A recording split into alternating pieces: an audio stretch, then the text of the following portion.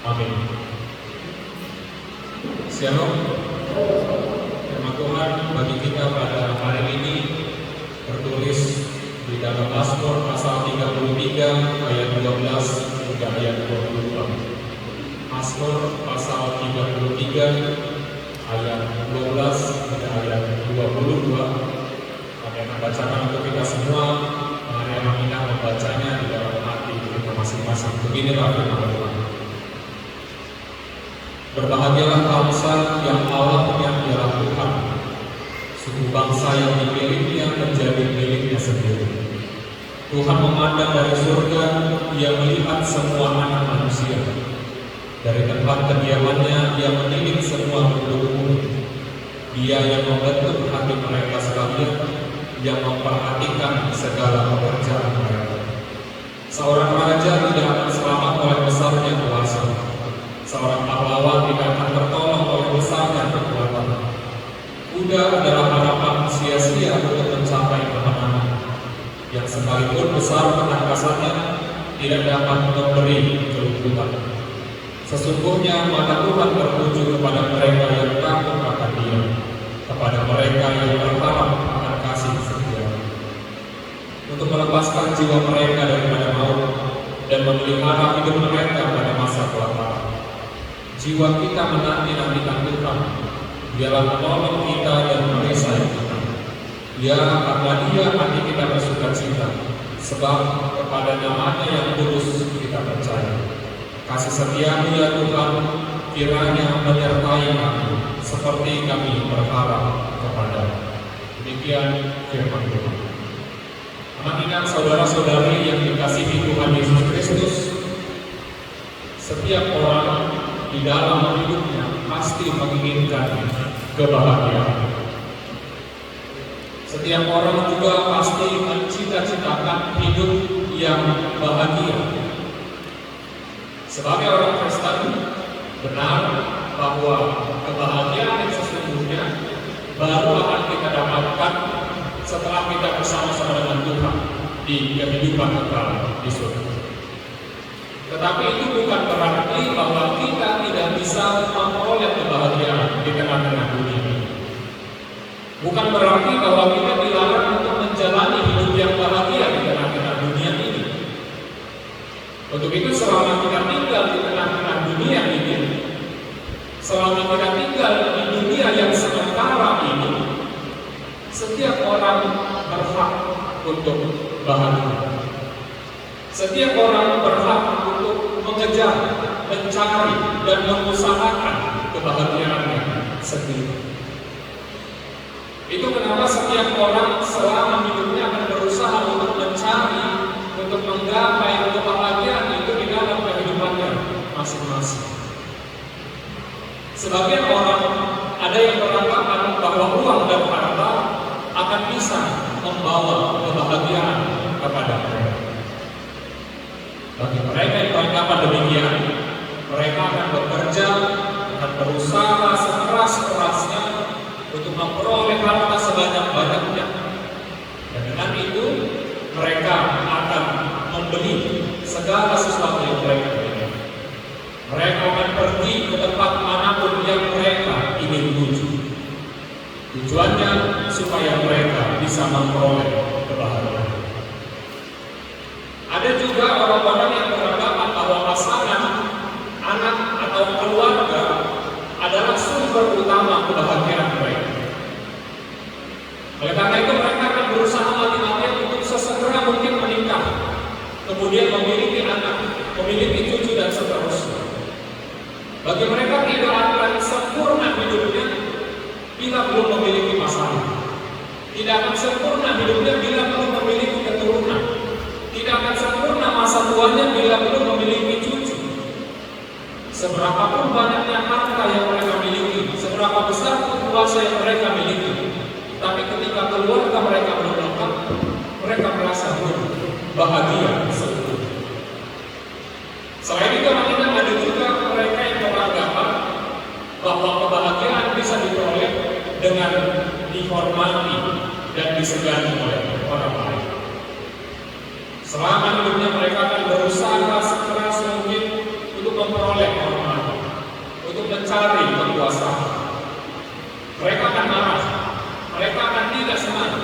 tidak ada orang yang tidak menghormati mereka. Mereka akan tersinggung ketika kekuasaannya ditanya, ketika kekuasaannya diusik. Bagi orang-orang seperti ini, tidak ada yang lebih membahagiakan daripada memiliki kuasa dan dihormati oleh orang-orang. Itulah tipe-tipe manusia di tengah-tengah dunia ini. Akan tetapi di dalam dunia ini seringkali kita juga melihat bahwa itu semua ternyata belum cukup untuk membuat seseorang benar-benar merasa bahagia di dalam hidup. Mungkin kita pernah atau sering mendengar bagaimana banyak orang-orang kaya, orang-orang yang hartanya tidak terhitung lagi, yang justru menjadi susah oleh karena banyaknya kekayaannya. Ada yang menjadi susah karena terpacu untuk terus-menerus menimbun harta kekayaan. Semakin banyak yang mereka miliki, akan semakin giat bagi mereka bekerja untuk terus menambah pundi-pundi kekayaan. Pada akhirnya mereka tidak lagi punya waktu untuk menikmati apa yang telah mereka miliki. Ada juga yang menjadi susah hidupnya karena hartanya itu justru menjadi sumber konflik, justru menjadi sumber masalah bagi keluarga dan keturunannya. Ada yang menjadi susah karena bingung bagaimana mengelola, bagaimana mengurus hartanya ini agar tidak berkurang. Benar yang dikatakan Matius 6 ayat 21, karena di mana hartamu berada, di situ juga hatimu berada. Begitu juga dengan orang-orang yang menjadikan keluarga sebagai sumber utama kebahagiaan mereka dalam hidup. Tidak jarang mengingat sesama keluarga justru saling menyakiti. Bahkan sesama keluarga serta saling membunuh. Tidak bisa kita pungkiri juga bahwa keluarga justru bisa menjadi sumber masalah. Keluarga bisa menjadi sumber penyakit. Terlebih ketika keluarga itu berubah. Terlebih ketika keluarga itu tidak lagi seperti yang kita harapkan. Maka itu akan berujung kepada kekecewaan. Apalagi mereka yang menjadikan kekuasaan dan kehormatan sebagai sumber utama kebahagiaan hidup. Tidak jarang justru inilah yang banyak membuat orang menangis. Justru membuat orang menjadi menderita, menjadi sumber konflik, menjadi sumber perpecahan, serta menimbulkan berbagai masalah di tengah-tengah masyarakat. Oleh karena itu, saudara-saudari yang dikasihi Tuhan Yesus Kristus, hari ini kita mau diingatkan bahwa tidak ada satupun di dunia ini yang benar-benar dapat memberikan kita kebahagiaan yang sejati. Tidak ada satupun di dunia ini yang benar-benar dapat memberikan kita kebahagiaan yang sejati. Kalaupun ada yang bisa membuat kita senang, membuat kita sukacita, itu hanyalah sukacita atau kebahagiaan yang sementara. Baik itu harta, baik itu keluarga, baik itu kekuasaan, maupun hal-hal lainnya di tengah-tengah dunia. Semuanya itu hanya akan memberikan kita kebahagiaan yang sementara, kebahagiaan yang sementara. Satu-satunya yang dapat benar-benar membuat hidup kita bahagia adalah hidup bersama dengan Tuhan di dalam Yesus Kristus. Bukan harta, bukan keluarga, bukan kekuasaan, melainkan hidup bersama Allah di dalam Yesus Kristus. Untuk itu firman Tuhan hari ini diawali dengan berbahagialah bangsa yang Allahnya ialah Tuhan. Di dalam bahasa Batak lebih indah lagi dikatakan martua ma bangso na mardebata kumjabu. Ada kata martua di sana. Di dalam bahasa Batak tidak mudah mengartikan kata martua. mengartikan kata martua. Karena sebenarnya martua bukan hanya sekedar bahagia, tetapi martua pada dasarnya berarti bahagia dan diberkati. Ada tingkatan bahagia yang lebih lagi yang sulit untuk dijelaskan dengan kata-kata. Tetapi sederhananya ketika dikatakan martua, artinya tidak ada lagi yang kurang. Lunas kok sudah lengkap semuanya, sudah sempurna semuanya. Itu artinya saudara-saudara, ketika kita memiliki Tuhan, maka kita sudah memiliki segalanya. Ketika kita memiliki Tuhan, maka kita sudah memiliki segalanya. Mungkin di dalam hidup kita merasa bahagia karena kita memiliki segala yang kita miliki. Kita memiliki keluarga, dinopar yang lengkap, dinopar yang sangat banyak. Mungkin kita merasa bahagia karena kita menjadi orang yang berkuasa, menjadi orang yang dihormati di segalanya. Atau mungkin kita memiliki ketiganya. Tetapi firman Tuhan hari ini mau mengatakan bahwa itu semua belum cukup. Itu semua belum lengkap, bahkan akan berujung kepada kesia-siaan bila kita belum memiliki Tuhan di dalam hidup kita. Tetapi sebaliknya, sekalipun kita tidak memiliki harta yang dapat membeli apapun yang kita mau, sekalipun kita tidak memiliki anak, sekalipun kita tidak memiliki keluarga yang lengkap, sekalipun kita tidak memiliki kuasa di tengah-tengah dunia ini, namun bila kita memiliki Allah sebagai Tuhan dan Juru Selamat kita, maka hidup kita sudah sempurna. Maka hidup kita sudah lengkap. Hidup kita sudah menjadi hidup yang bahagia dan hidup yang diberkati. Cukup kita memiliki Tuhan sebagai Juru Selamat, sebagai harta yang paling berharga yang kita miliki. Kenapa begitu? Apa istimewanya Allah Tuhan kita ini? Karena yang pertama, Tuhan adalah Allah yang kekal dan yang abadi. Tuhan adalah Allah yang kekal dan yang abadi. Mari kita lihat kembali Alkitab di ayat 16 dan ayat yang ke-17. Saya membacakan. Seorang raja tidak akan selamat oleh besarnya kuasa. Seorang pahlawan tidak akan tertolong oleh besarnya kekuatan. Kuda adalah harapan yang sia-sia untuk mencapai kemenangan, yang sekalipun besar ketangkasannya tidak dapat memberi berikut. Artinya segala sesuatu yang selama ini diandalkan oleh manusia, segala sesuatu yang selama ini dipelihara oleh manusia, tidak mendapat bertahan selamanya dan hanya bersifat sementara. Sama seperti episode di minggu yang lalu, di mana pengkhotbah mengatakan bahwa segala sesuatu yang ada di dunia ini akan berujung kepada kesia-siaan. Sama seperti usaha mencari angin.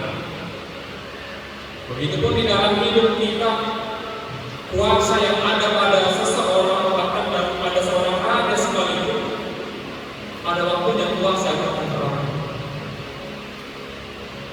Begitupun dengan kekuatan yang ada pada seorang pahlawan, seorang yang kuat, akan ada masanya tubuh kita menjadi lemah, tubuh kita menjadi tidak berdaya lagi, keahlian kita berkurang, bahkan daya berpikir kita menjadi berkurang. Termasuk juga hal-hal yang diandalkan di tengah-tengah dunia ini, kuda, senjata, dan lain sebagainya, akan tiba masanya kekuatannya akan hilang. Akan tiba masanya harganya menjadi jatuh.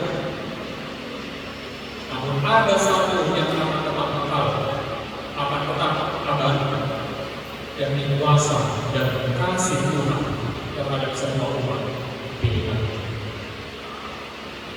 Oleh karena itu, saudara-saudari, bila di hidupmu sekarang kita merasa belum bisa berbahagia. Oleh karena kita belum memiliki apa yang orang lain miliki, mari kita mencoba merubah pola pikir. Ingatlah bahwa segala sesuatu yang ada di tengah-tengah dunia ini adalah sementara. Untuk itu milikilah sesuatu yang abadi, yakni Tuhan Allah kita. Jadikanlah Tuhan itu sebagai harta milikmu yang paling berharga, maka selebihnya Tuhan akan mencukupkannya kepadamu. Tapi carilah dahulu kerajaan Allah dan kebenarannya, maka semuanya itu akan ditambahkan kepadamu. Tuhan yang kekal, Tuhan yang abadi, Dialah yang akan memberikan kepada kita kebahagiaan. Dia yang akan memberikan kepada kita berkat yang melimpah bagi setiap orang yang datang kepada. Itu yang pertama. Yang kedua, mengingat Tuhan yang menjaga dan memperhatikan hidup kita. Tuhan yang menjaga dan memperhatikan hidup kita. Di dalam perikop ini ada 4 kali dituliskan. Ada 4 kali dituliskan bahwa Tuhan menjaga dan memperhatikan hidup umat. Yang pertama di ayat 13 dikatakan di sana Tuhan memandang dari surga.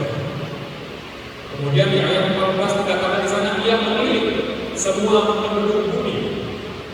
Kemudian di ayat 15 Dia yang memperhatikan segala pekerjaan. Dan yang keempat di ayat 18 sesuai dengan topik minggu ini.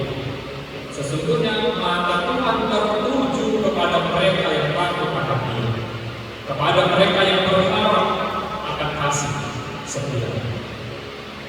Sekali lagi di bahasa Batak lebih indah lagi. Meskipun terdengar sedikit kasar, tapi lebih jelas maknanya. Tidak dikata Batak, tidak masai nol doa dan dijawab akan nama kabiari, akan nama kalumuton asmir. Nol artinya mata Tuhan tidak berkedip untuk memperhatikan. Dia selalu siap-siaga menjaga semua umat dan selalu datang untuk memberi pertolongan tepat pada waktu. Dan penjagaan perhatian Tuhan kepada kita itu dibawakan seperti seorang ibu yang mengajari anaknya berjalan. Ketika anak kecil belajar berjalan, ibunya akan mengikutinya dari belakang untuk menjaga supaya anak tersebut jangan sampai jatuh. Ibunya itu akan menjaga dan memperhatikan. Ketika anak itu hampir jatuh, maka ibunya akan segera menangkapnya agar tidak sampai terjatuh. Ibu itu tidak akan membiarkan anaknya, tidak akan menelantarkan anaknya menangis kesakitan. Bila pun anak itu terjatuh, ibunya lah yang pertama sekali menyemangatinya untuk bangkit dan berjalan kembali. Demikian hidup kita mengingat di tangan Tuhan. Tuhan akan selalu menjaga dan memperhatikan hidup kita. Dia akan selalu ada. Tidak akan sekalipun Tuhan berpaling dan meninggalkan. Tuhan berjalan di belakang kita untuk memastikan kita berjalan di jalan yang benar. Dan apabila kita terjatuh, Tuhanlah yang pertama datang untuk menolong kita bangkit agar kita dapat berjalan. Untuk itu ketika hidupmu terasa berat, ketika hidup ini tidak berpihak kepadamu, ketika dunia ini belum dapat memberikan kebahagiaan kepadamu, ingatlah bahwa Tuhan akan selalu ada untuk menjaga dan memperhatikan hidupmu. Malah Tuhan akan selalu tertuju kepada mereka yang takut akan Dia, kepada mereka yang berharap akan kasih setia. Yang ketiga, mengingat yang terakhir, Tuhanlah yang memelihara hidup kita selamanya.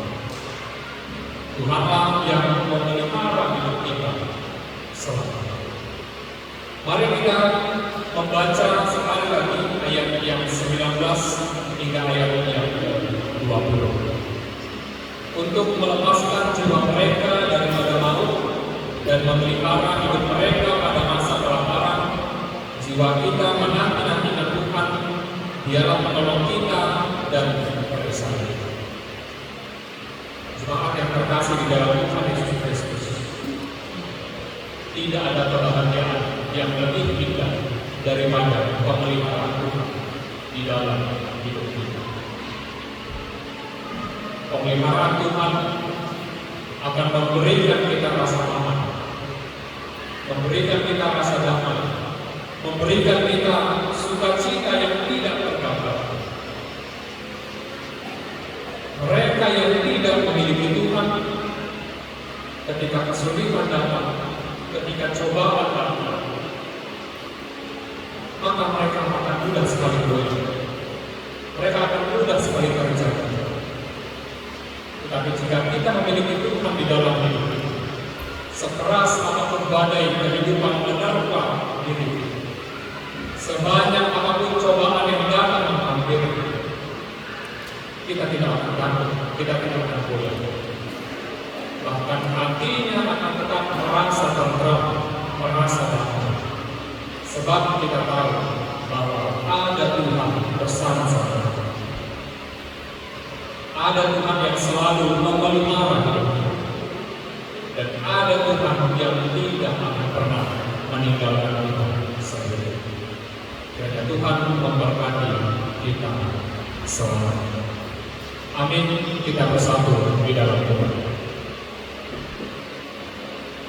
Terima kasih Tuhan untuk firman-Mu pada kami pada hari ini, yang mengingatkan kami untuk memiliki harta yang abadi, agar kami boleh memperoleh kebahagiaan dalam hidup.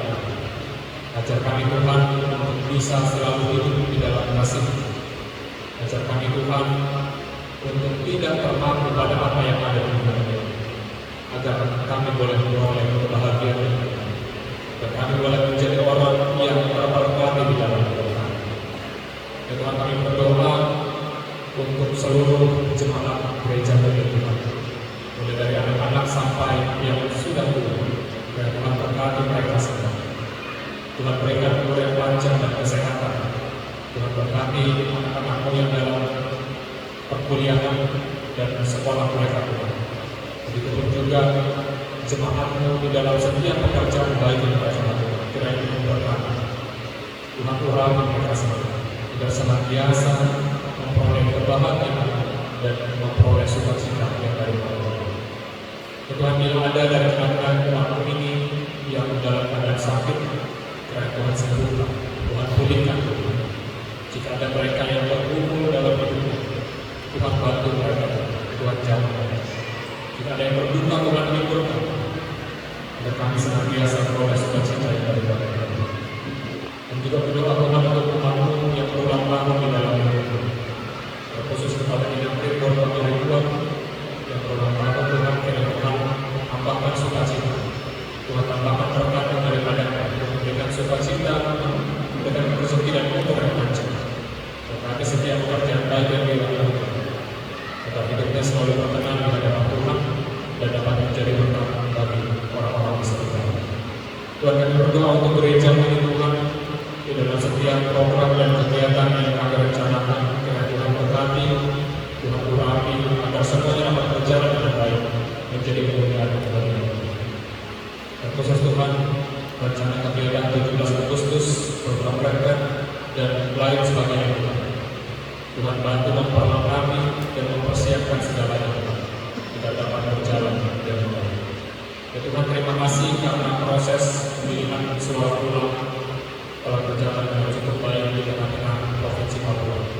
Ya Tuhan, memberkati dalam setiap proses menuju Tuhan, dalam penghitungan suara Tuhan berkati, agar siapapun yang Tuhan pilih boleh memimpin kami dengan baik di tengah-tengah provinsi. Tuhan, kami berdoa untuk keluarga kami yang jauh daripada Tuhan, di dalam setiap aktivitas mereka, setiap langkah kehidupan mereka Tuhan berkati bersama, agar senantiasa dalam lindungan kasih Tuhan. Ya Bapa yang Maha Kasih, kami juga mohon ampun atas segala dosa dan kesalahan kami. Dan Tuhan